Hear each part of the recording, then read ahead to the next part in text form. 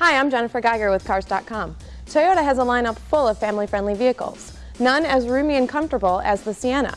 For 2013, not much has changed on the minivan. It's back with a pared-down powertrain lineup. Let's take a look at this top-line limited model. Visually, this sweeping control panel has too many buttons for my liking, but the climate controls are really easy to use. The audio controls are absorbed by this touchscreen. They're also pretty easy to use. These wide seats are both supportive and cushy, and leather is standard on the Limited. A couple different types of cloth, including a new stain-resistant one, are standard on other trim levels. It may surprise you that this minivan is actually pretty peppy. Low-end power from a stop is really strong, and it gathers steam nicely. The 3.5-liter V6 also has enough power for the highway. The 4-cylinder was dropped for 2013.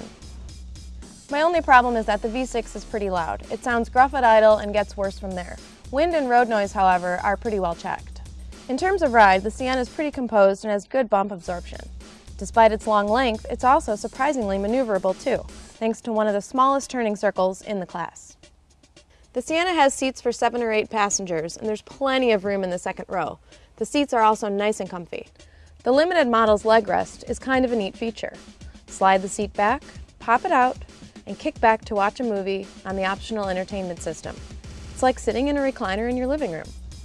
What really bugs me about these seats is that they don't fold flat like in Chrysler's minivans. If you want more room for cargo, you actually have to take them out. They're really heavy and it's a complicated process. There's plenty of room in the third row too, especially if the second row is willing to share a little leg room. In the cargo area, one big negative is that the third row seat itself is really hard to fold. Like the second row, it's a multi-step process and the seats are pretty heavy.